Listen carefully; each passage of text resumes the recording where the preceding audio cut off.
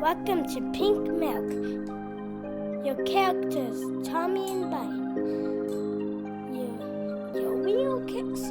Your Star Wars characters, Luke Skywalker and the Mandalorian. Hello there, and welcome to Pink Milk, your Star Wars podcast for us super fans. And those of us who are forced to listen to them. Today is someday, and someday we're speaking with the first couple of the Resistance broadcast. Get ready, it's time to drink up.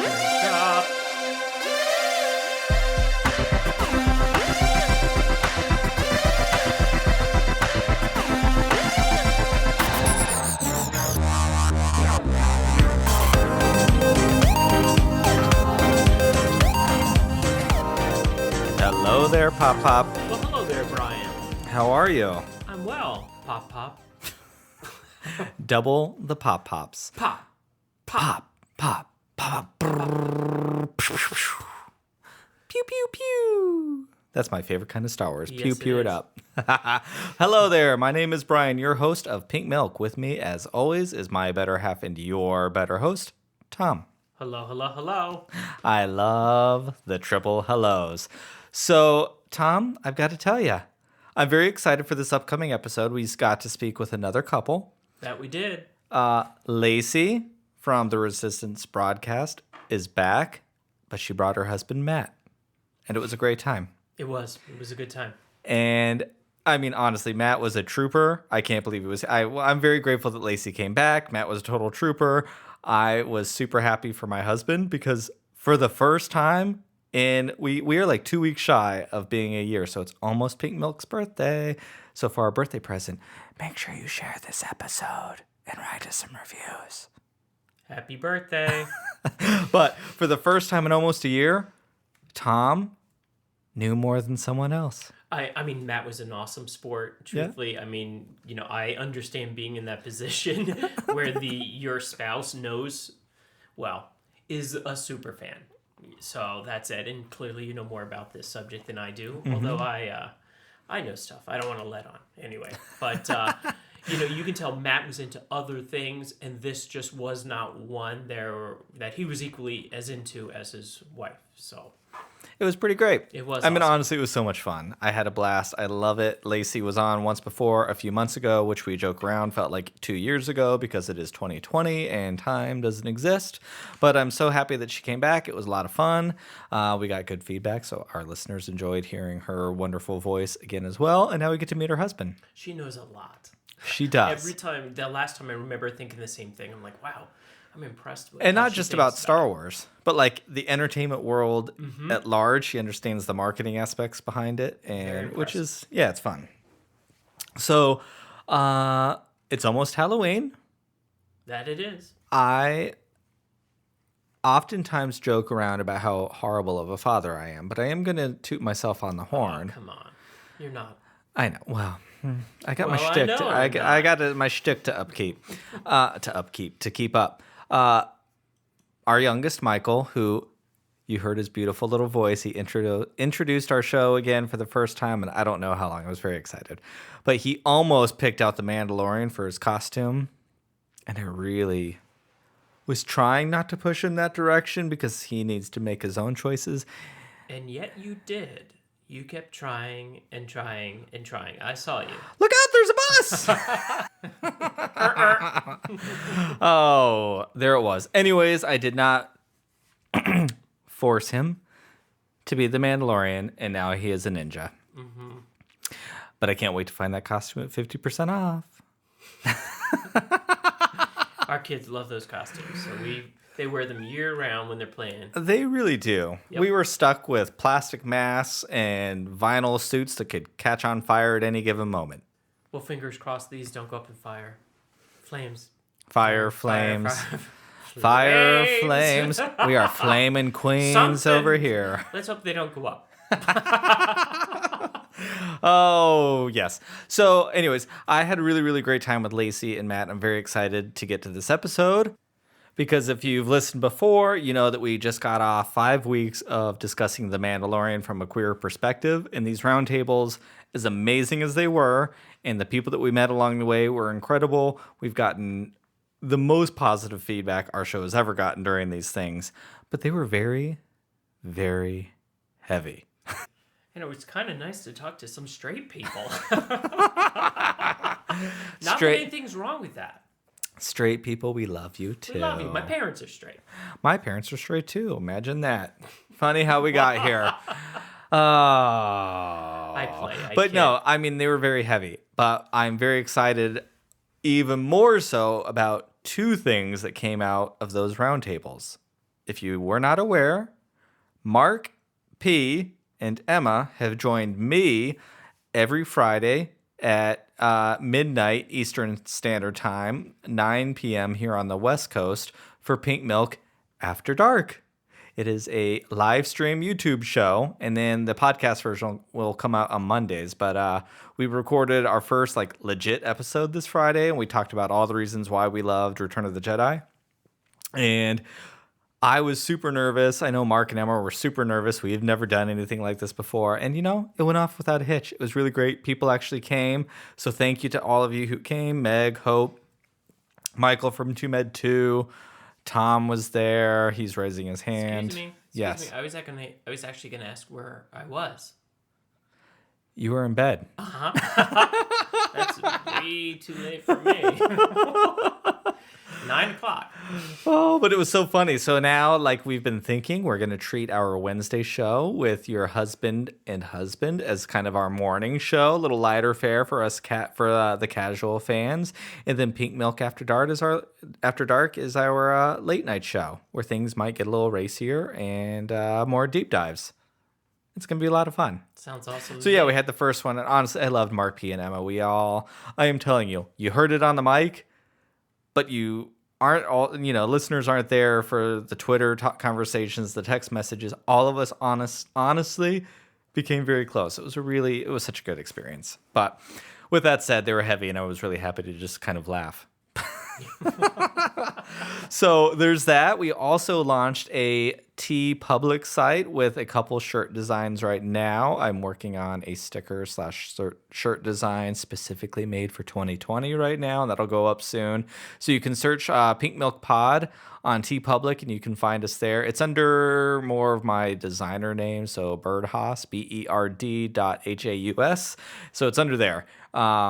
Because I'll have eventually the shop will be full of other designs and nerd-related things, but we will also be selling pink merch there because, I hired a designer to work on our logo and all of our merch. That designer just happens to be me. And I got to say, you're a very good designer. Thank you. You're welcome. I enjoy it. You do a great job at it. Thank you. You're welcome. So while you're there, you can also visit us on Twitter and Instagram at servingpinkmilk. Please take these moments to retweet our tweets, give us some conversation talking points in the comments. We love to interact with you. We had so much fun interacting with everybody in the chat on Friday night on the YouTube, and I know Tom would like to do the same thing with some of our Twitter things, and it really helps the show grow. We have grown a lot in this last month. We've doubled our listenership. So thank you to everyone who has been retweeting and all that. And let's get some more of that out there. And then don't forget to head to Apple Podcasts and leave a wonderful review like this from our friend Alberto. Wonderful reviews. Alberto says, "Drink the pink milk. Bryan and Tom are a great addition to the podcast world. They bring a new perspective to Star Wars, and their back and forth is unmatchable. Great guests and an important roundtable on The Mandalorian are just a few of the reasons why everyone should be listening to them." That was awesome. Thank you, Alberto. And Alberto can be found on the Radio Rebellion podcast. Yep. So for sure, check and him live out. streams on YouTube. And live streams on YouTube as well. And hey, that's really awesome. Thank you, Alberto. He and I chit-chatted a few weeks ago about Return of the Jedi and the creatures in Jabba's palace, and it was great fun. Cool. He's a super nice guy. He lives in Florida and has sent me pictures of very big snakes that he sees on walks with his wife. Holy cow. Yeah. So honestly, it's been a really great month for Pink Milk. I'm just so excited. I'm very grateful to everyone. So thank you for listening. Thank you for allowing our perspectives in. And I'm so thrilled that our Pink Milk show and our family got a little bit bigger with now you will have Pink Milk content on Mondays, Wednesdays, and Fridays. You'll have so much pink milk you won't know what to do with it. You might just grow. Apparently pink milk is very good for the bones. It's good for the calcium. I look forward to seeing everybody having a little pink mustache for pink milk. Yes. Cool. We might just convert a few people secretly, because secretly what we're trying to do. Drinkers. Yeah, we're trying to make more people gay. Oh. If you listen to the podcast, you'll be gay. You are gay. And with that, get ready for this episode. Are you ready, Tom? I am ready, Brian. It's time to drink up. Drink up.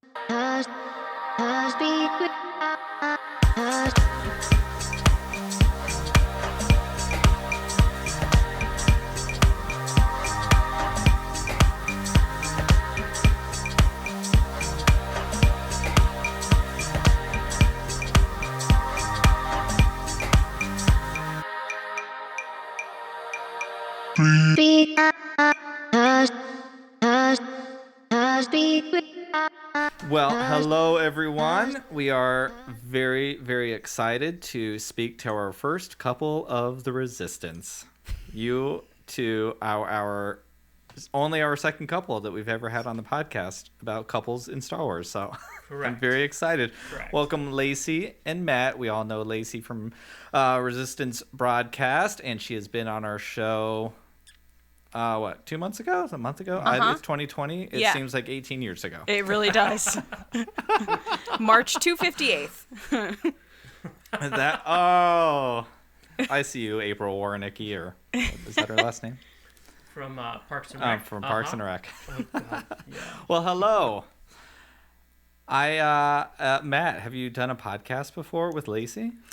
Have I done a podcast? I don't think so. We did some kind of recording, I think for Patreon. Was that? Yeah, so we had some of our patrons ask Matt questions because they found out that he wasn't a fan, and everyone finds this so interesting because generally speaking, the dynamic in couples is usually switched, where the guy really likes Star Wars and the girl really doesn't get it. So once they found that out, they thought it was hilarious, and they asked Matt questions, and he suffered through them. So tonight's going to be interesting. How'd you do, Matt? Well, they were mostly opinion questions. They seemed to enjoy the answers. I'll take that as a win, I guess. Well, so is now the time to announce that we have a level 5 trivia game to do at the end of this that we didn't send you beforehand? He's just going to answer Darth Maul for everything. That's what he's going to do. It's a reliable answer. So, Matt, do you know the premise of our show? I know it has to do with Star Wars. That's all I've got so far. All right, awesome. I think it's going to put you at ease once you hear this. So the premise of the show is that there is one super fan, that is Brian, and then there is the other one, myself, who is forced to listen. Because you can't help, when you live in the house with someone who's a super fan, to kind of be forced to listen to them, right? Yeah, that sounds about right. Forced to listen to them and see the associated I believe merchandise. The other day it was a box came to our door per usual, and Matt picked it up and he goes, "If this is another Baby Yoda, I swear we're gonna have a problem." And it wasn't. It wasn't. Was this the Babu Frick? It was the Babu Frick, yeah. Oh. Might as well be the same thing. Might as well. So I mean, this is going to be so much fun. This is kind of, like Tom was saying, this is kind of the start of where our podcast started. And we just got through 5 weeks of doing a Mandalorian roundtable, because we're all eagerly waiting season 2. I have found this show to be so incredibly queer-coded from the minute I saw it. Most of our review episodes last year were all from like our lens and seeing it through that. Mm-hmm. So I put a thing out on Twitter, and we had about 9 people on a round table to all discuss The Mandalorian, how we saw it. We did very little talking about Star Wars. And I would say between the 5 podcasters, like 10, 11 hours of gut-wrenching, soul-opening, and heart-opening, like sharing our experiences as queer people, mostly in this country. Somebody was in Canada, but just our experience of living as queer people and how that filters through The Mandalorian. So I'm very excited to just have a lighthearted, casual fan conversation, because that was, one of the main objectives of The Mandalorian when it first started. So Casual is the word here. Casual. Yeah. Well, Tom's famous line is, "It went in one ear and out the other." So we're all in good company here. We gotcha. And one of my famous lines when I'm asked about certain things, "Tom, what'd you think?" "Yeah, I thought it was good. Thought it was great." I think that sums it up sometimes. So, Lacey, before we get going with our major questions, I do have a question for you, because Major questions. Major. I think I've learned from doing this podcast for we're just about up to our year anniversary in a few weeks, that I'm really envious of Tom. I really learned to be envious during The Rise of Skywalker, because he, yes, has been a Star Wars fan forever, but he's a casual fan at best. And so he just went in to see a fun movie. I carried around 41 years of expectations and hopes and dreams. Yes. And he was able to leave the movie. It was fun. It was great.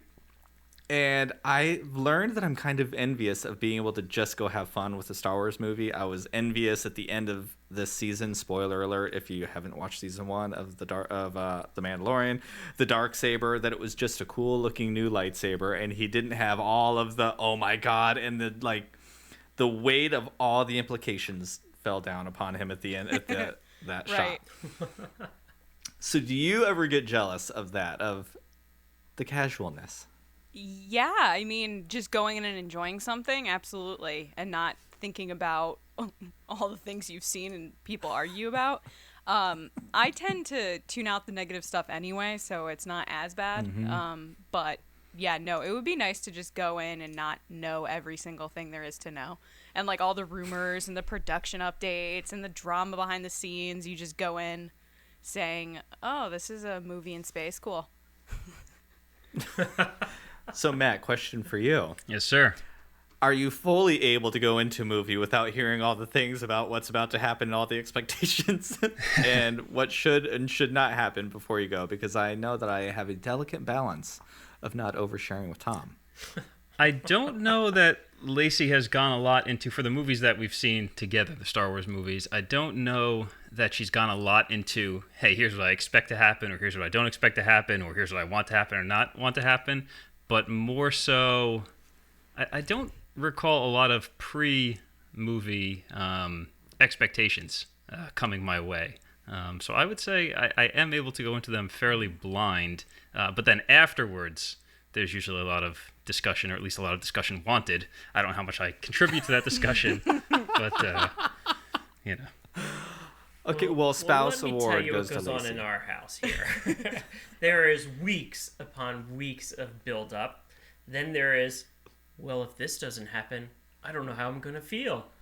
And then there's usually, I don't know, some tears during a movie for some reason. It doesn't matter what it was. There was some tear associated with the show. And then there is like the immediate, as if though I wasn't there in the movie. Now we're going to have to talk for hours about the movie. And usually these movies are at night, so kind of, it gets a little late. And then it's days after that. And then you do a podcast. No, Matt I is tend shaking to his head in not agreement. give Matt a lot of information going into the movie. I might give him like a sentence premise of what this movie is, especially like with Solo and Rogue One, which don't really make sense in the Skywalker saga, just explaining where they take place. Other than that, I like Matt going in not knowing a lot of stuff, because I genuinely want to hear his opinion of a fan that's not as diehard as me when he comes out being like, hey, that movie was pretty good, and I'm like, I hated it, or something like that. Like, I wanted to know what he thought. No, that's helped me a lot with The Rise of Skywalker. I've been Yes. pretty open. I am a positive fan. I love all of Star Wars. I will continue to stand on the hill and I don't think you agree with me on this one particularly, Lacey, but I could be wrong. I love the ending. I love Rey Skywalker, especially in the moment when I heard it. Everything going on in my personal life right around that time was like that movie with all of its flaws gave me that ending. And I mean, I'm a blubbering fool almost just thinking about it because I love it so much. But having Tom just love the movie was really like kind of exciting because I can at least watch it from, I can take off my tinfoil hat cap version and just put on a, what are those beer drinking hats with the cups on the side? Yeah. I can put that on Date it. night hat. The date night hat, yes. And have fun. So, yeah, and the kids. We have a 6, a 7, and a 10-year-old.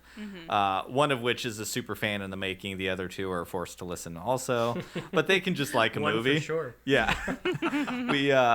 Did you watch this last season of Clone Wars, Matt, with Lacey? We did not. Okay. So do you know who Ahsoka Tano is? I know who she is. I don't know if Matt does. Matt, do you know who Ahsoka Tano is? I've heard the name many times. I couldn't even tell you why. I feel like I've either heard it through the wall of you saying it. Why do I know that name so well? We've talked about it a lot in the podcast of her showing up in The Mandalorian, but specifically Matt remembers it from this video that we made that was like a joke video for TRB, Yes. which was we do this like guessing game where we do quotes from the movies and stuff of who said what. And it was just John and I against each other, and James was taking a break that week. I forget what it was. But we did the guessing game, and we were supposed to only do quotes from the movies, and I did an Ahsoka Tano quote. And so they made this funny video that was like, John going, okay, we're only picking quotes from the movies. And then I was like, it's Ahsoka Tano. And then they slowed it down, so I was like, Ahsoka Tano. Like really zooming in on my face that like I totally cheated in this game. And Matt thought it was hilarious. So That's why I know it from the editing of that, from hearing that being edited or whatever. Yeah.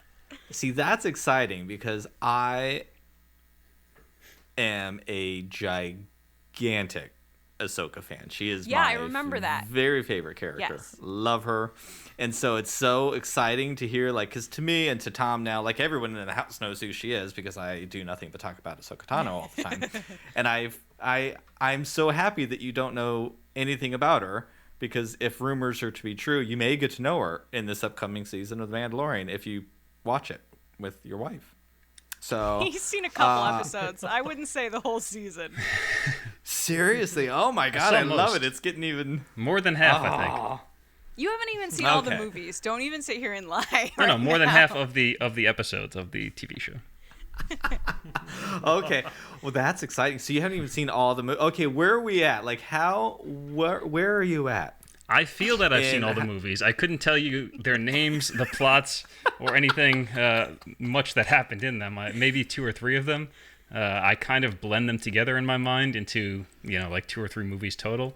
So that's where we are. It's possible I haven't seen all of them. I don't really know. I feel like I haven't seen like number 3 of the actual numbers. Number 3. I don't know what the names are. Revenge of the Sith. Is that No, Clone wait. Wars? Here's the challenge. Matt, name all 9 titles. Oh, I can't. Like, just guess. Guess what you think the title names are. How could I even come up with that many guesses? I don't know what the first one's called. There's one of them's Return of the Jedi, obviously. That could be the second one, maybe the third one. A New Hope is one of the new ones, right? There's Clone Wars in there somewhere. Hey, I think he's doing really good. Let me think. That's what I have on the top of my mind. Let me think. Clone Wars, New Hope, Return of the Jedi. Is one of them just called Star Wars? I don't know. Well, it depends what year you saw that said movie, because it very well could have been called just Star Wars at one point. We'll take credit for that one. And I think that's it. I mean, I know that's not it, but that's it for me. Oh, God, this is fantastic. I'm loving every minute of this. That was Tom before we met, but early on. Is 1, 2, 3, well, 2, 3, 4, 3, 4, 5, right? 1, 2, 3, 4, 5, 6, 7, See, 8, there you 9. go. You're not too far. You're not too far. And I got a podcast. So how many episodes of The Mandalorian did you see? How many were there in total? 8. 8. I would guess 5 or 6. but I don't really know. I would guess 3 or 4. Well, that's fair. I love it. You cut out like midway. You were like, oh, that's cool. I saw up to the one where they were in like a they had landed on some planet, island, whatever, and they were with the woman whose name I don't know, and they had to fight off that other like colony that was outside. I forget. 4. That's Okay, 4. yeah, so I saw at least 4, and I think I saw one more after that, maybe. Did you see? You didn't see Bill Burr. Did you see Bill Burr? I did not. What episode was he in? 6. Okay, so like I say, maybe episode 5, maybe episode 4. I don't know. Not episode 6. Episode 5 was my favorite chapter. I think, even though chapter 2, after our round table discussions, is pretty big now. I got to go back and rewatch this. Obviously, I'm currently rewatching up to coming Friday. I think 3 is my favorite. It's just so perfect, that episode where he gives the child away, then gets the child back, then all the Mandalorians show up. It's just like so wonderful. I mean, it's so great. I mean, I'm so funny. Like, I'm telling you. So just last week we recorded our last round, and I am like I'm still so in my head about these conversations we had. Like, we were 9 strangers who only a few of us we weren't even friends on Twitter yet, but I put out a call asking for LGBTQ plus fans, right? And some of these people bring it so incredibly deep. And people connect with Star Wars in a way that it's like you can't explain it. And that's me, that's you. Yep. That's not Matt. Yep. Or Tom. What are you gonna do? Matt likes other stuff, though. I don't want to paint this picture that like Matt doesn't like anything. He loves James Bond. He loves action movies. He loves Arnold Schwarzenegger. Yes, I do enjoy things. Okay. Yeah, no, I was just about to ask, are you a super fan in anything? Because so far you're describing one of my coworkers. So if I wasn't looking at you right now and knew you didn't live on the other side of the country, I would think that maybe we were office mates, because this person's favorite movie is RoboCop. They love Arnold Schwarzenegger. There's Arnold Schwarzenegger toys all over the desk. Yeah, that's more how it looks here. I feel like I should I do enjoy RoboCop. I don't, again, I blend the storylines together a little bit. But the Terminator movies, a lot of the Arnold Schwarzenegger catalog, shall we say, I enjoy that quite a bit. Like Lacey mentioned, James Bond movies. I mean, I like a ton of different movies. And I actually like a lot of space movies, thriller, too, believe it or not. Gore stuff. I'm not into that. Yeah, but also like all those recent space movies that came out. Of course, now I can think of none of them. There was the Tom Cruise one. Was that a space movie? I don't even know. I like this guy. I like all those films. And he games. I'm having a conversation with my husband. The fact is, I should like the Star Wars movies more so than I do. I don't dislike them. I just have never gotten into them. I think it's the time between movies. They come out too far apart. I don't know. Oh, see, like my own personal, I love it. I'm very I like every time they keep extending these next movies, I'm here for it. I'm like, okay, that's what I need. I need some time away, so just keep on pushing them back, which will not get me friends on Twitter, I don't think, but that's how I feel. So how did the two of you meet, and when you met, how quickly did you discover that Lacey was a Star Wars super fan? Well, Lacey, you want to start? Yeah, so Matt and I met via Match.com, like almost 10 years ago.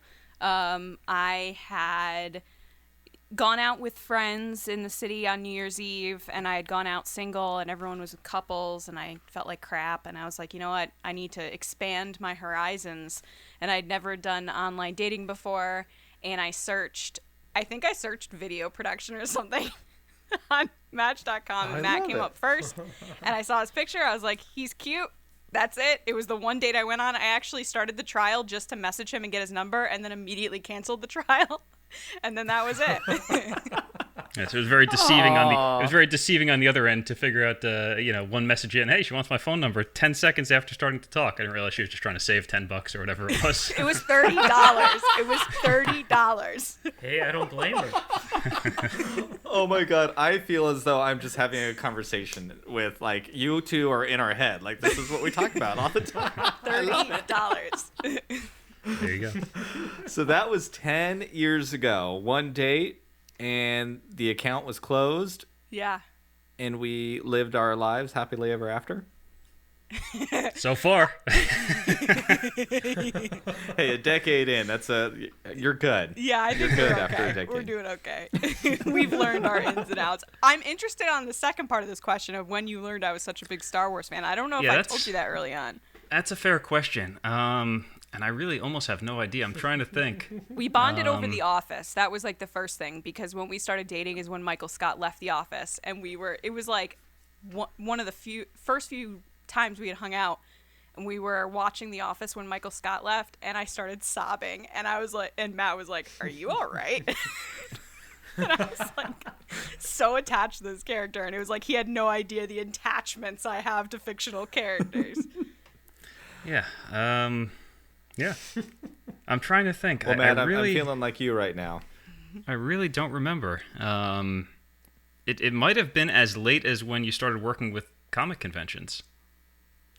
Yeah, probably. Like, I'm sure you mentioned it prior, like, hey, I love Star Wars, or hey, I really like the Star Wars movies, but I feel like I didn't know the depth to which you liked or loved the Star Wars movies till it didn't get as big of a deal. Fully revealed.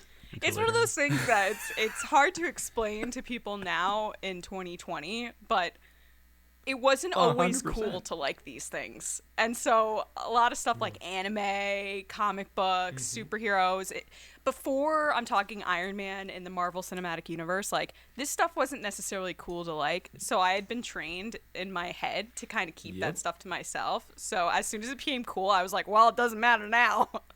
I'm in.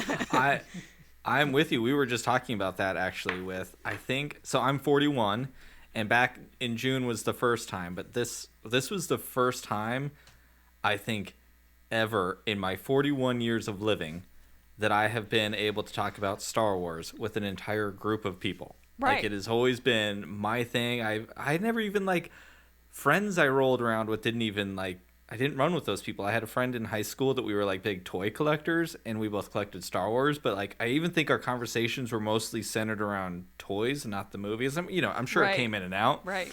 But I was like, oh, my God, it was so freeing. I was like, this is amazing. Like, I can go in on the level of Star Wars that I want to be able to go to, and someone else is on the other side, like, oh, yeah, I feel you. It's so awesome. But you are definitely going to win the Spouse of the Year award, because you do not talk about all these movies way too long before you come in, which is good on you. I need to take notes on how to be a better husband. Yeah, Brian. And you didn't even drop the bomb. It was our third date, our first date. I've shared this story on the podcast before. Oh, I didn't even get on the date before I knew I had to be, well-versed in Sex and the City, South Park, and Star Wars. And I'm like, oh, God, at least I know I've heard of one. So, yeah. So I had to do my homework before I got on the date. And now he knows why I was late. I was busy doing my homework. Yes. It was all right. You were tardy for the party, and it was okay. That's right.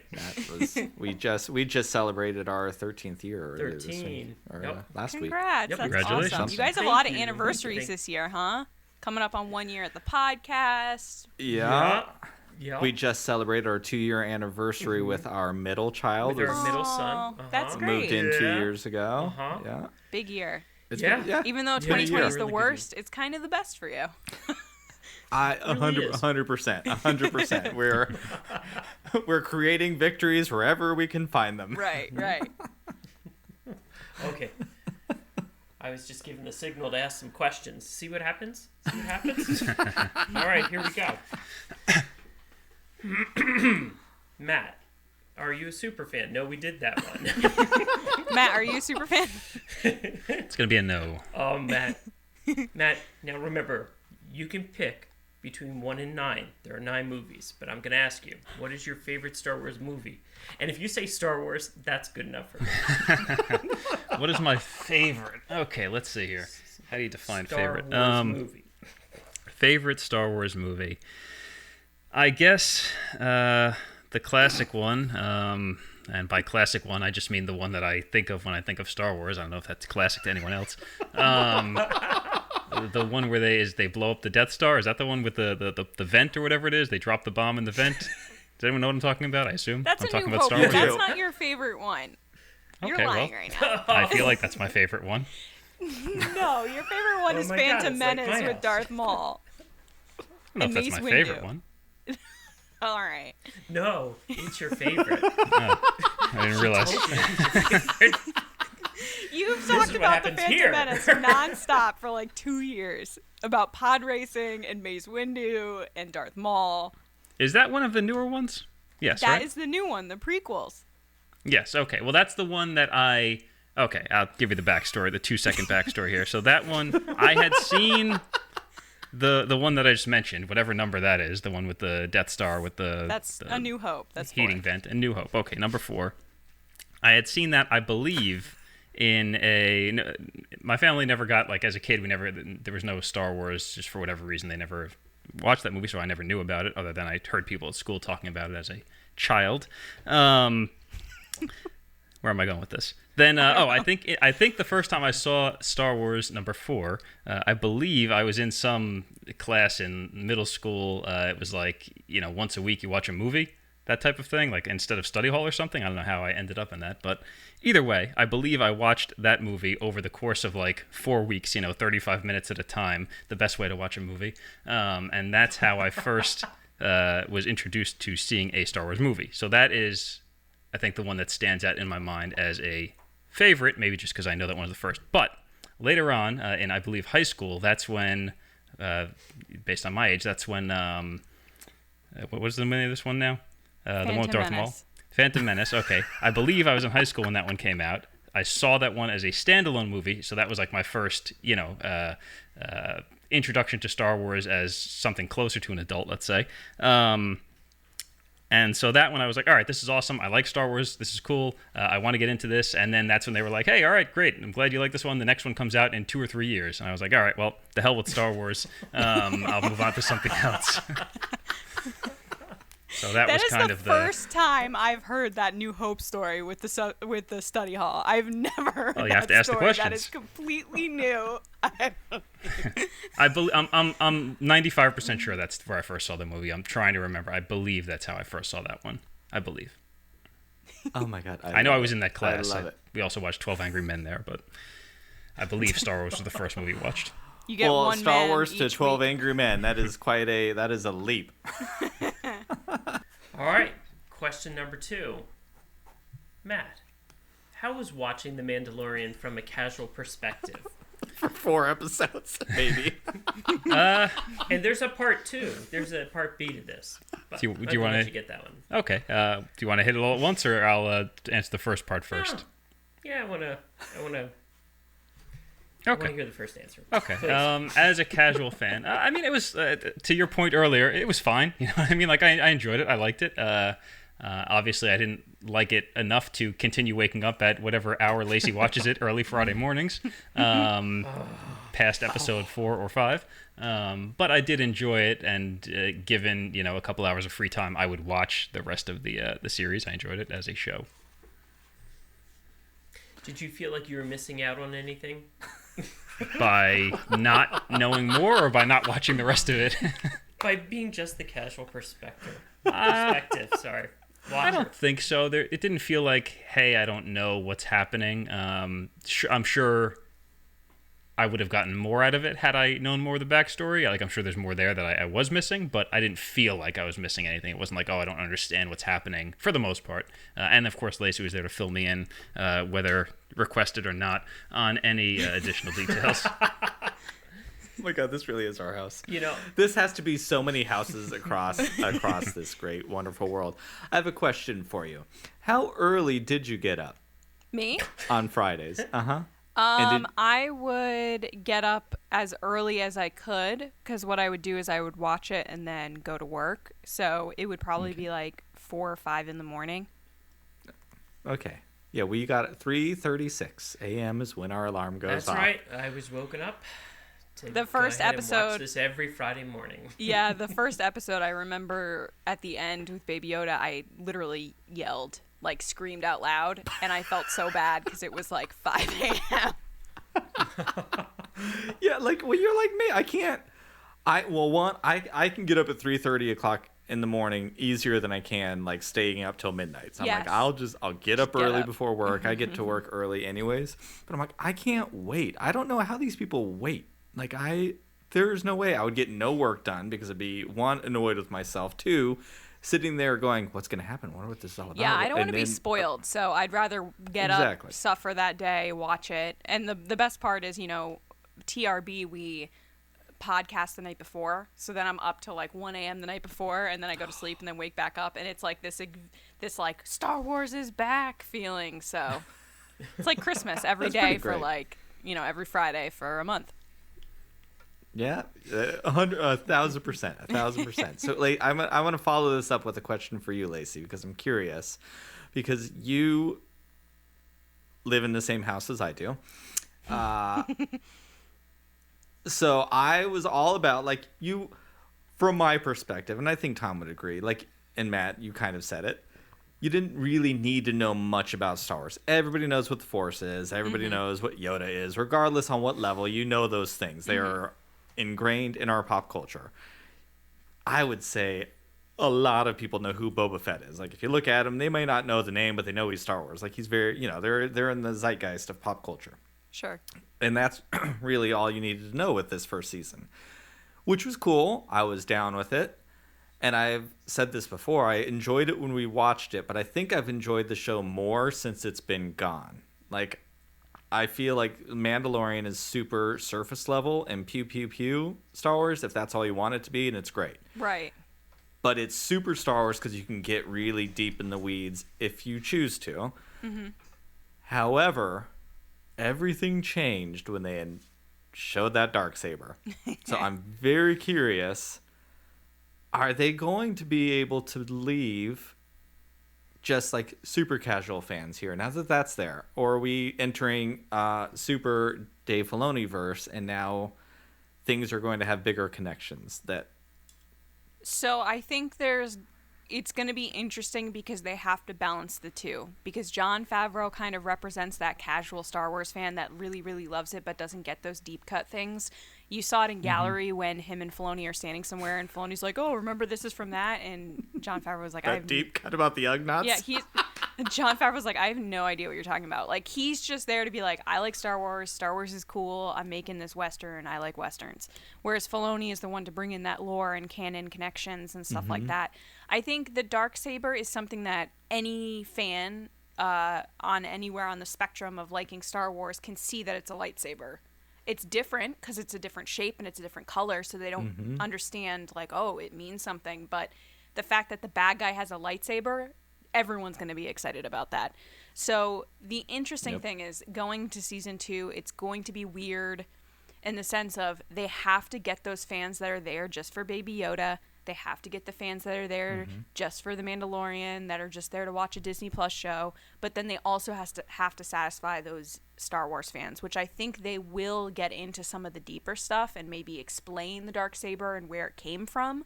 But I don't think you're going to get, like, the Mortis arc and, like, all this other crazy World Between Worlds stuff from Rebels and Clone Wars stuff. And I don't think that's going to happen. I just think it's going to be more of like a middle ground, high level, and then with little sprinkling of deeper lore stuff that you can then go and look up. I hope so. And I just have to say, I just felt like I was like listening to TRB. That was a very perfectly put together TRB. I love it. That was great. I think they're saving the World Between Worlds to rewrite the sequel trilogy. So we're going to wait until 2023 because we're going to find out about the World Between Worlds. they're rewriting the sequel trilogy because it was such a disappointment, and they built in their way. So we will get there eventually. After Kathleen Kennedy's fired, and what else has to happen? We need only white middle-aged men back in, and we're just gonna set the story straight. And we're going back there. So I really do think they're saving it for the bigger picture. Marty's gonna get in the DeLorean, go back, steal the scripts. There we go. Yeah. Oh boy. Yeah, I don't know. I agree with you 100% that they have to, and I think this is where I love having Jon Favreau there. I was thinking about this, that I think what I love about The Mandalorian is that balance, because I don't know, Dave Filoni's a genius. I love him, and he would be perfect even, I'm sure, if he was the only one there. But I feel like they weren't making Star Wars movies. They're making their genre films that the show referenced, but then they just dressed it up in Star Wars. And it's really interesting being away from the movies for a few years now, and being away from The Mandalorian for a year, because like I look back at the sequel trilogy, which I love, but I feel they were making Star Wars movies. Right. And The Mandalorian is making, a Western. Yep. Just dressed up as something else. And there's a drastic difference between the two. I'm not saying one is better than the other, but I just feel like it's been two very different approaches on how to approach Star Wars. And I'm really curious how it's going to go going forward. Like, even in the animation land, I'm a really big, Matt, I'm sure you're not going to watch the cartoons, but I love the animation. And I'm so intrigued that they picked the Bad Batch, which I feel collectively, at least in podcast and YouTube content stuff, like the Bad Batch was kind of the least, people were the least excited about it because it felt the most unconnected to everything. Yeah, and now that we know wasn't it's there for a everybody's reason. favorite episode of Clone Wars. No, the reaction it was not like, my favorite it's episode okay. either. And then they announced Yeah. the show, and people were like, okay. It wasn't See, like like- something they were pumped about or they didn't like. It was just a very Yeah. like, oh, okay, but where's Ezra? That was like the next question. Like, I mean, I love Filoni so much that I figure they're there for a reason, Yeah. and now that I have had a minute away from it, I'm really excited what it could mean. But yeah, I don't know. I'm very curious how what Disney's going to do going forward. Like, we have the High Republic, which is it just a book initiative? Yeah. Was it not connected to the movies? I know what they've been saying this last week or so about it was never intended to be connected to the movies. They say that, but there's a lot of stuff that adds up otherwise. I don't want to like go out and say someone's lying, but it might just be a misunderstanding of like, Yep. Benioff and Weiss were signed on for these movies for Netflix. It was said that they were supposed to be about the beginnings of the Jedi, hundreds of years in the past and all this stuff. And it just, they then canceled that and dropped their contract. And then a month later at New York Comic Con, they were like, oh, by the way, we're not giving you any info about this until January. And everyone was like, oh, you said you were announcing this today. And they were like, no, we're not doing that today. And then we got to January and they were like, okay, we're going to do it next month. And we were like, what is going on? So I don't think it's to anybody's fault necessarily that they're like, oh, it's not connected. That's completely false. And hey, maybe that's true. I just think that there's a lot of like kind of muddy waters around that whole era in the sense of, I don't know. I have a lot of questions. So like, why would you bring in Doug Chiang if it was just a book series? Doug Chiang is like the best of the best with concept art. Like, you don't think he has anything to do with movies and stuff. So when they showed that video at the press conference in February, I was kind of just like, okay, but he's like the guy when you're coming up with concepts of characters and droids and spaceships. And so why would he be involved if it was just a book? You don't usually have concept art for books, generally speaking. Yep. But whatever. Yeah, I'm with you. There was something. So, yeah, I don't know. I'm just like, I don't know if The Mandalorian was a bigger hit than they thought it would be. I mean, clearly they launched the entire thing off of it, so they had very high expectations. Yes. But I mean, it's really darn popular. Like, it is incredibly popular. Baby Yoda is very popular.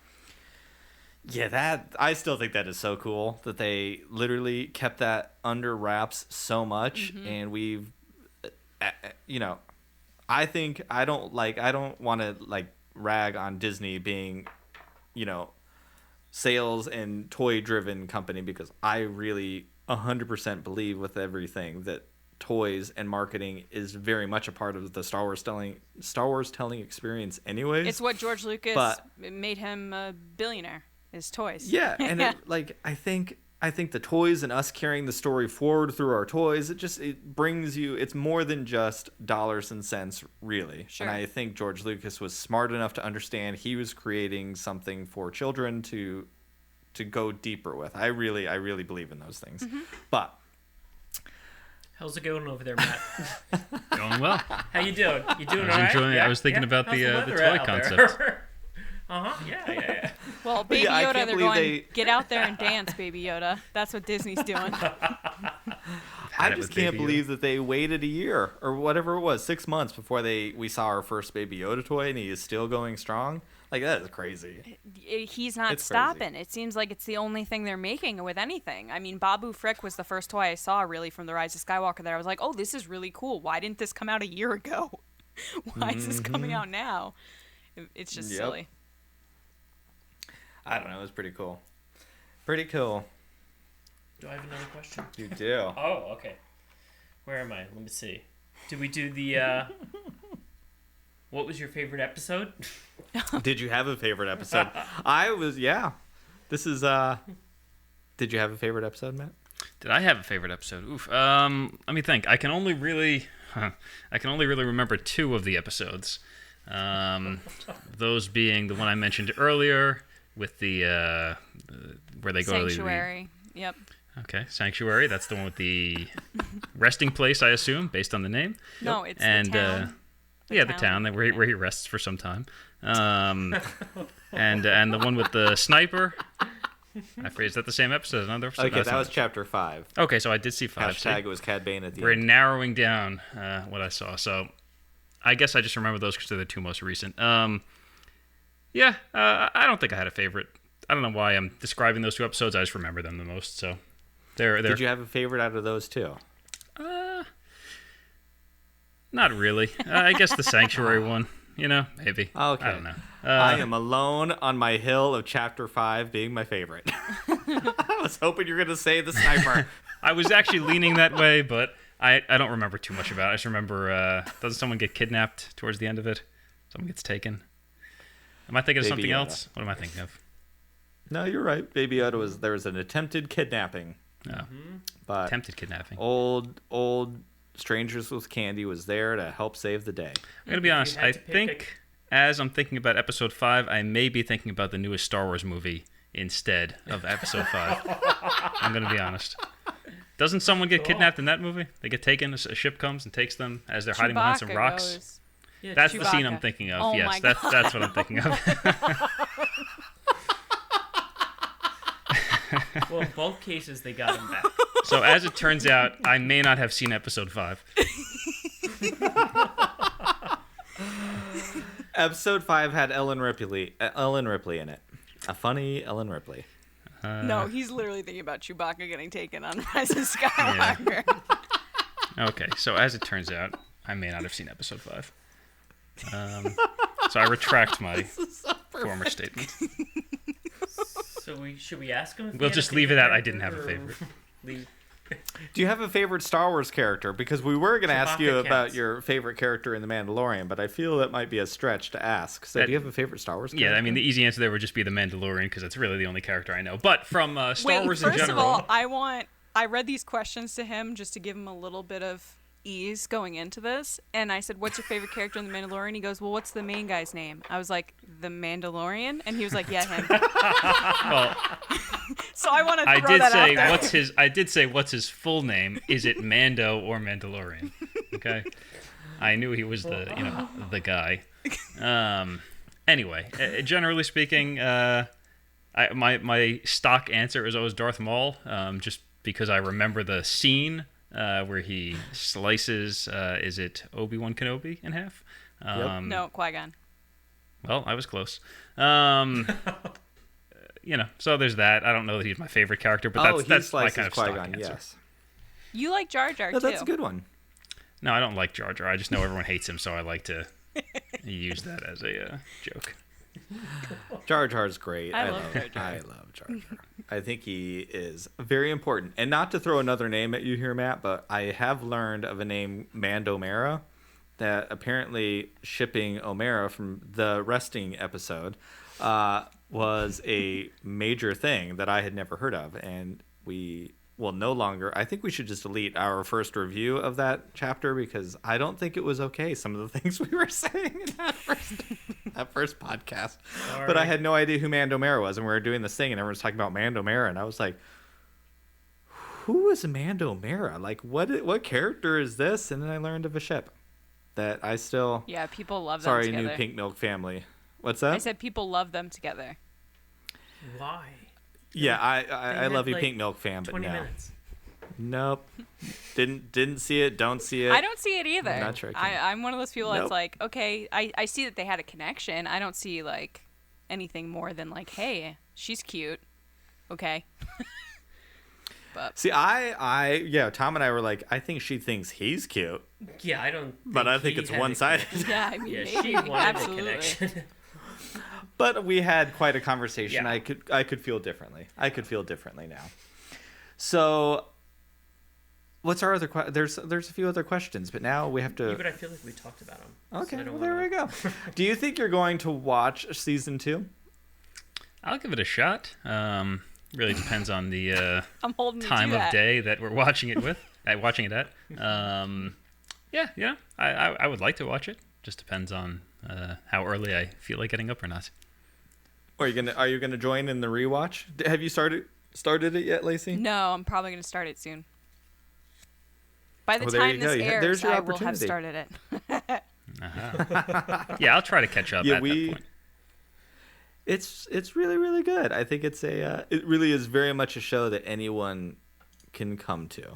And if not for anything else, watch the last 2 episodes for sure, because that will. I mean, that was the exciting part. Truthfully, I mean, it was a good season, but it was very exciting. Yeah, the interesting thing about that is, Matt, you like Breaking Bad. Certainly. And Giancarlo Esposito's the bad guy in The Mandalorian, and he shows up in Yeah. episode 7 and 8. He's in a lot of stuff now. Interesting.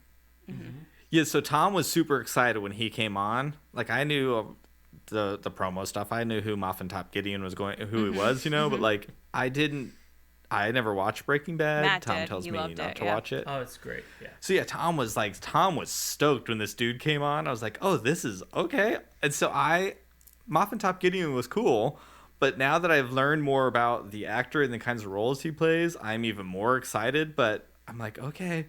I'm also like, I feel like this is where I feel like I can be somewhat of a casual fan because I have no idea who this person I've is. never So watched he's Breaking just Bad Moffin either. Top Gideon. So I'm like, okay, sure. And then Jon Favreau was like, I wrote this part for him. And I'm like, oh, I guess I should care about who this actor is. Yeah, I'm really excited. So, Lacey, is there anything you want to see in season 2? I would really like to see the child, Baby Yoda, talk.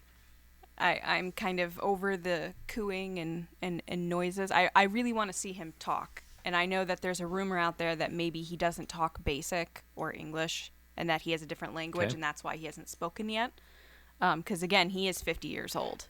So, we talked about it on the show a lot, but Yoda was training Padawans at 100. So there has to be... He has to be further along than we think he is, I think, than just Yep. baby. I want to see, Mando beating more people up. I love the fight scenes in this show, and I think it's a testament to the great stunt crew that they have, which I believe they won the Emmy for, how good that stunt crew is with John Wayne's grandson, Brendan Wayne. So they're great. Interested to see where the music goes. I love the music of The Mandalorian, and it's just so different, and I think that plays into what you were saying earlier about how The Mandalorian just has a different vibe than other Star Wars stuff, and it doesn't feel necessarily as a Star Wars thing. It's like a Western that has elements of Star Wars, and I think that's a testament also to the music, which is just so cool and so different. Other than that, I mean, I'm kind of open. I'm not a big Ahsoka fan like you are. Like, I appreciate the character, and I love Ashley Eckstein, like, so much. And I think that's actually what drives my love of Ahsoka more than Ahsoka herself. But I'm interested to see if she shows up. I've been told she definitely is, but I don't know until I see it. You know, it's one of those things that you're like, okay, maybe. Other than that, I just hope that the fandom doesn't tear itself apart this season, and that everyone continues to like it the way that they do right now. Yeah, I'm curious because that's some of the stuff. Like, I was not really on Twitter until basically a year ago. I had an account they made forever ago, but I was that person who made one that was never on it. And then I came onto the Twitter scene with The Rise of Skywalker, and that was something that I had to experience. The time to join. We talked about it on the podcast. Like, I would say the first 3, 4, 5 months, I really did not enjoy Twitter in the slightest bit. It was a chore, but I knew I needed it. Mm-hmm. And over this last year, I've learned a lot. I have unfollowed the right people and followed the right people, mm-hmm. and the gayness got out of the podcast. So we lost a lot of people because they couldn't roll with that. So that was fine. That was fine to lose them. And like, I would say the last 2-3 months, like my Twitter experience is really positive. Like, I don't see a lot of the nasty stuff. So I'm like, I don't know how to block things. I don't know how to do any of that. So I'm like very lucky that I gotta say, mute is the best tool on Twitter. That has made my experience quite well. The little 3 button on the side of a tweet, if you click on it, it will say mute so-and-so. You can mute them. It just means that you don't see their stuff as often. Yeah. Oh, that's great. And then you don't unfollow them, especially if it's someone that you really like, but necessarily you don't want to get into it with them. You can just mute them. Yeah. It's really easy. I'm sure tons of people that was what I mute learned me, in Twitter. to be fair. I'm sure so many people have muted me. And every once in a while, I find people that have blocked me, and I'm like, wait, what did I do? But everyone has their own experience, so I have to respect it. Like, you do you type thing. That's just how Twitter is. Yeah, that was something I had to learn, because like I am someone who really enjoys having a dialogue with people that don't see it the same way I do, because some people just don't want to talk. Yeah. Like, I've enjoyed my time with Matt. Like, it's so exciting to me to not be me for a minute and just see what it's like for somebody else. It's exciting. When The Rise of Skywalker came out, I mean, I loved it at first because it's a Star Wars movie, so I was on cloud 9. I went through the 7 stages of grief with that movie. So have I, yes. And, like, now, it's not my favorite. I just focus on other stuff. Like, I'd rather be excited and happy about things that I love, like The Mandalorian or Solo or, The Force Awakens. I love The Force Awakens. I'd rather focus on those things than be angry. And I feel like sometimes I get a little bit of backlash online where they're like, why don't you tell us, why haven't you said how much you didn't like this? And I'm like, what's the point? You don't want to hear me complain. No one wants that. Well, like, I'm still, like, I'm practicing because, like, I think there's a way to be criticize something and be positive. Oh, you don't need to be a jerk about it. Like, course. I actively ask the questions because I don't want to not like The Rise of Skywalker. I want to love it. So give me some perspectives that are going to make me look at a certain scene differently. Mm-hmm. So I go, oh my gosh, I love the way Lacey loves this scene. And now I'm starting to get really into it. Right, like right. The lightsaber battle, which I did not like at all. I mean, here it is, the tipping point in the entire movie. It should be the most emotional scene in probably any of the sequel trilogy. I felt nothing. And I was very disappointed. And we were talking to our friends at Blue Bantha Milk Company, and Matt was talking about how he viewed it. And I was like, oh my God, I never saw it that way. Now I watch that scene, I'm like, oh, I am way into this. And I'm like, but you can't get that if you don't, you know what I mean? I have a similar perspective when I look into like the behind the scenes stuff, like the legacy of Skywalker behind the scenes documentary that they gave with the film made me appreciate the film more than when I went into it not knowing the work and all the different little Easter eggs and notes and things that they did to make it relevant and make it important to fans and like say, look, we put this in this scene and we did this and this is how we did this. It just made me like it more.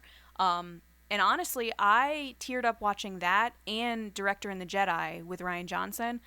And Yep. people are going to get mad at me for saying this, but I like those documentaries more than I liked the movies because I got to see the people that worked on it and put their heart and soul into these things and worked for months, and you know, the stress and pressure of working on a Star Wars movie that people forget when they're behind a keyboard.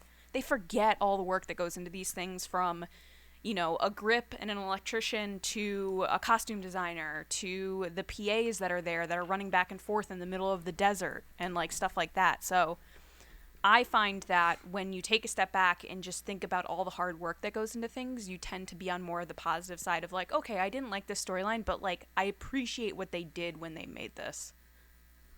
And that's 110%. I agree. We here on Pink Milk have some issues with Gina Carano and some of her behavior, and you know, and we've been vocal about it. I've even sent a few tweets her direction, which she used to interact with me, no longer. I didn't get blocked. I'm surprised because, you know, we had our first roundtable of The Mandalorian. It was called The Mandalorian is Trans, and we had some people of the trans experience talking about their, like... I bought your stickers. And I said, oh, very nice. Thank you. Yes, I have them. I don't know where to put them. It's like I like them too much that I'm like, I don't want to put them somewhere and then be like, I don't have any more left, you know? So, but I did buy them. Thank you. Yeah. Thank you.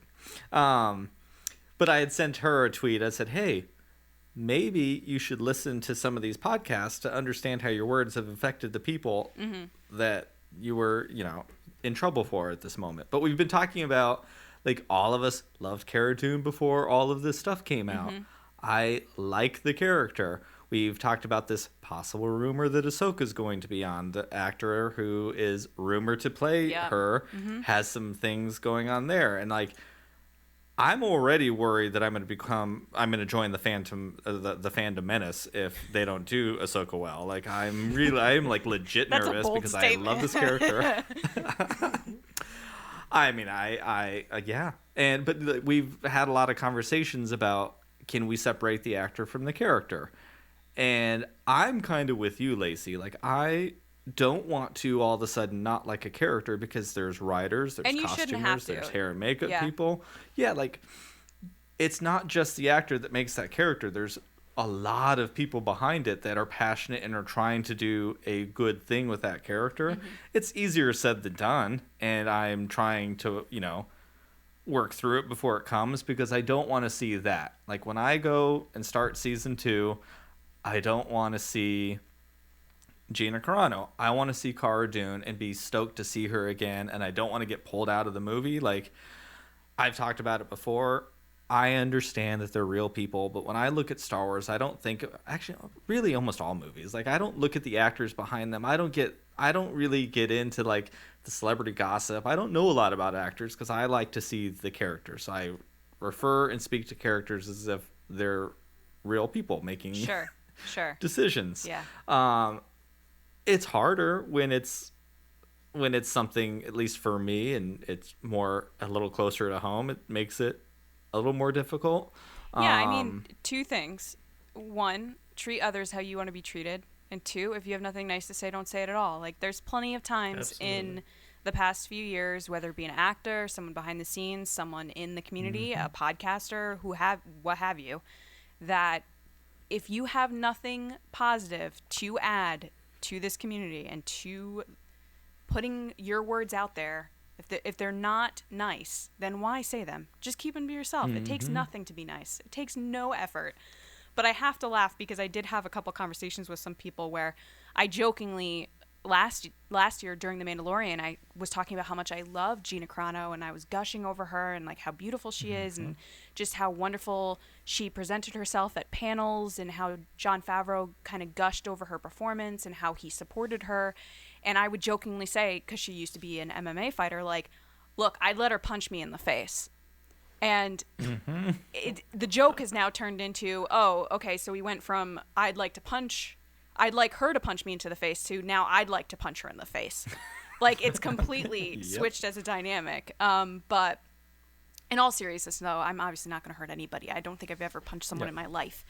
I think the one time I got into a fight with my little sister when I was little, she hit me with a bag of frozen bagels, and like that's as far as my fighting goes in my life. But that being said, it's just a reminder of, like, you know, you see people wanting to boycott series and stuff like that over a character or an actor, and all I can say is, like, just remember that there's so many people that work on these things that have nothing to do with that actor, might not even interact with that person.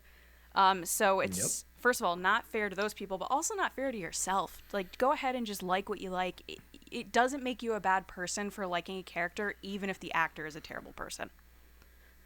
Basically, I agree. I think, you know, it's one of those easier said than done things, but I agree with you. Like, I think, or she might die. I think she's gonna die this season, so we might just not be talking about this a year from now. Well, the last few weeks I've decided I was watching The Rise of Skywalker again. Like I said, I'm working my way. I'm looking for the things I love, right? And I was like, you know what? I want to hear a rumor that General Pride's showing up. That dude is very good with a blaster, and I would not mind if he and Cara Dune met in a hallway somewhere. Like, I think... There we go.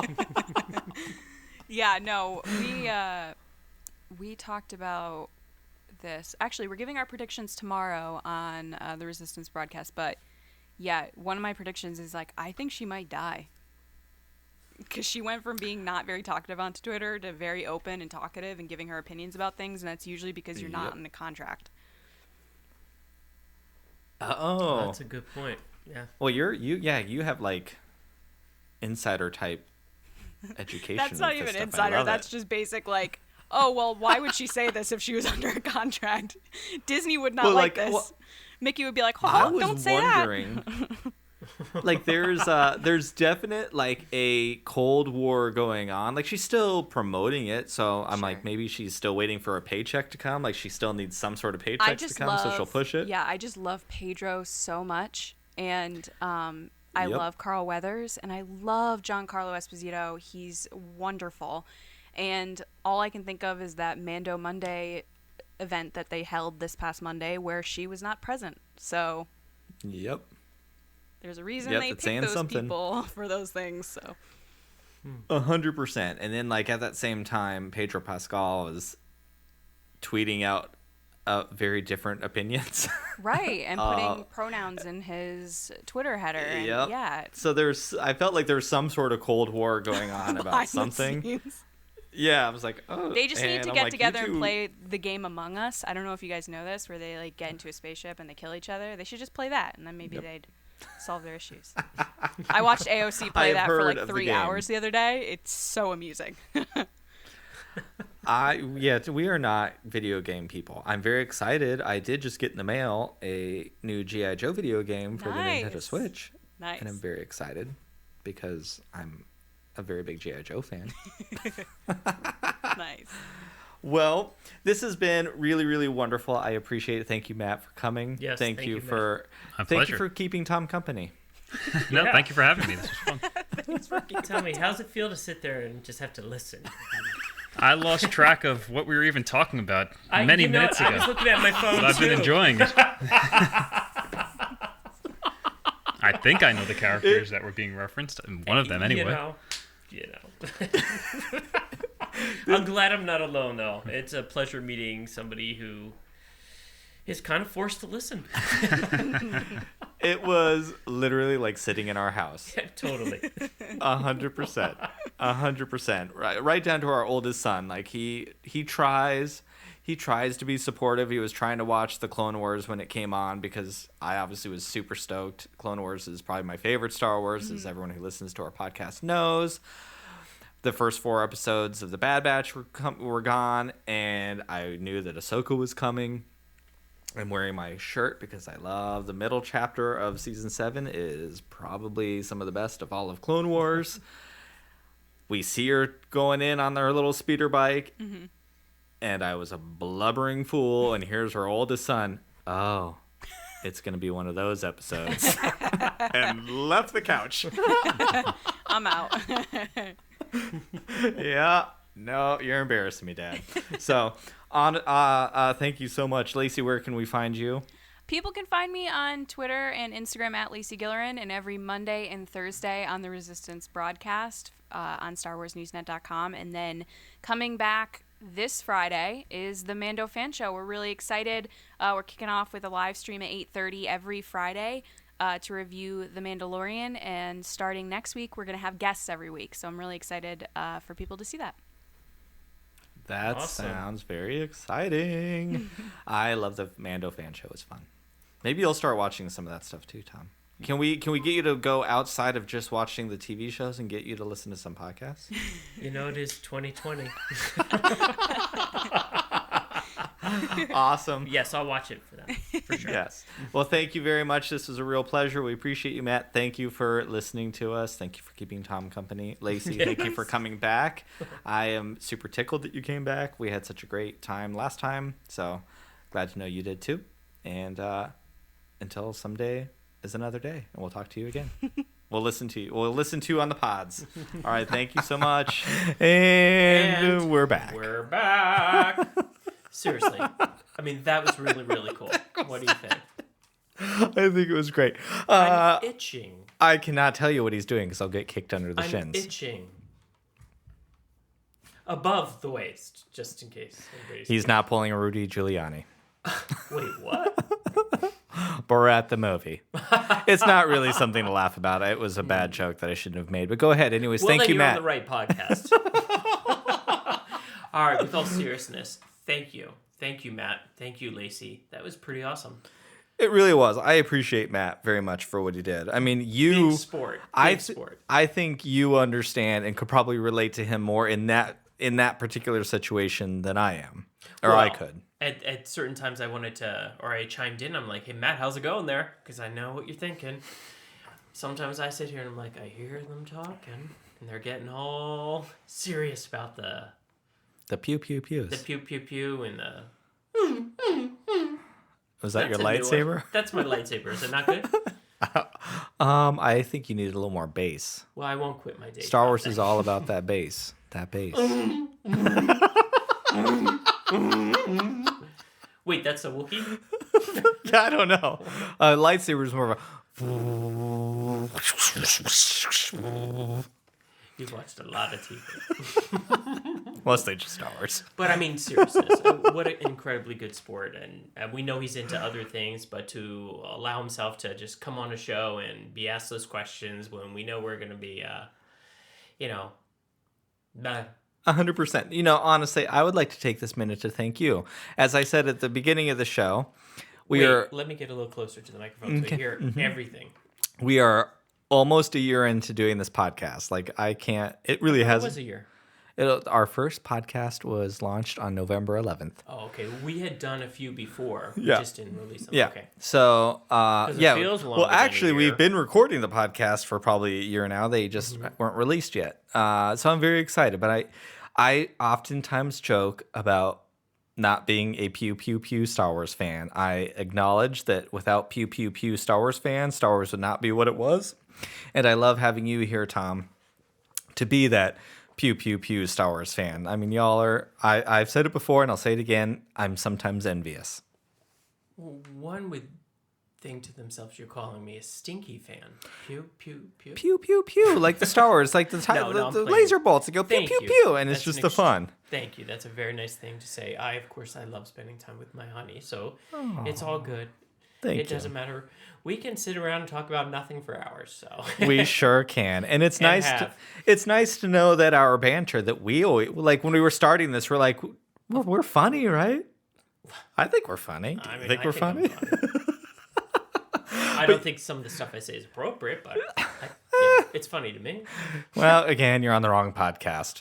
So well, thank you. hopefully That's you- a very nice. you're compliment. welcome. I appreciate it. we are also our next podcast, Thomas. We are 5 days away from The Mandalorian. I am very excited for The Mandalorian season 2. I have no idea what to expect. We talked about this a little bit on Friday's After Dark show because I'm curious how this is going to go. The Mandalorian, you and I, for the first time in Star Wars, were really on equal footing. I had knew nothing going on. None of those characters had been around before. There was no Force. There wasn't the Force. The Mandalorian culture that I knew was not represented in this show. So we were on the same footing, which And was I like that. Yeah, it was awesome. It was really, really fun. And, I'm curious now that the Darksaber's there, are we going to remain on that more lighthearted feel or not? I don't know. But we're still here together. We're like equal footing. When the new movies come out, we're on equal footing. It's going to be awesome. Like the equal sign. The equal sign. The Human Rights Coalition. Thank you, HRC. Superfan, forced to listen. Equal. Don't feel equal, but okay. Oh, No. Honestly, that is definitely one of the things I like about The Mandalorian is the fact that they're all new characters. Yep. And it makes me feel good. No, Makes me yeah. feel like I might know something. You do. Like, it's going to be fun. So our Pink Milk live streams are the same night that Mandalorian comes out. So Mark, Pete, and Devin will be the first people I get to, like, super nerd out over. Oh, cool. And then come the weekend, you and I usually record on Sunday for a Wednesday release. I'll be able to, like, we're going to have more of a casual fan viewer chit chat about the whole thing, which is really, like, honest. That's what The Mandalorian's all about. The super fans and those forced to listen can come together and be equal, like you said. Does this mean I don't have to get up really early in the morning and watch it again? No, you do. We have a tradition, 3:30 a.m. tradition to uphold. Good times. Which, I do work from home on Fridays now, so I still will start at the same time in the mornings, but I don't have to get up as early because I don't have an hour drive ahead of me. And in reality, we get up at 4:35 anyway, Yeah. so what's the big deal? And rumors are swirling that this first episode is 52 minutes long. Swirling. They're flying around on jetpacks. That's good because they were too short before. I remember that first one at chapter 1. We're like, it's over already? Seriously? We were just all began. we're all conditioned to an hour-long show now. So if it's not an hour long, it seems weird. But anyway, so we're very excited for next week. With that, don't forget to follow us on Twitter and Instagram at servingpinkmilk. Go to our website, servingpinkmilk.com. Don't forget to tune in on Fridays on our YouTube channel, Serving Pink Milk, Talking Star Wars Queerly with Mark P. Emma and I'm super excited. Tom's drinking up, playing with his boobs. I'm not sure what he's doing over here. I'm saying buy a shirt. Okay, well, there we go. Don't forget to, I was getting there, but thank you. Where did they go, Tom? Teespring. Nope, don't go to Teespring. That's a different website. You want to go to TeePublic. Oh. I was listening. Halfway. I got the T part. But my name is Tom, so that was easy. Yeah, don't forget to go to TeePublic, buy some sweet, sweet pink milk merch. Until next week, Thomas, are you ready? I am ready, Brian. It's time to drink up. Drink up. Bye.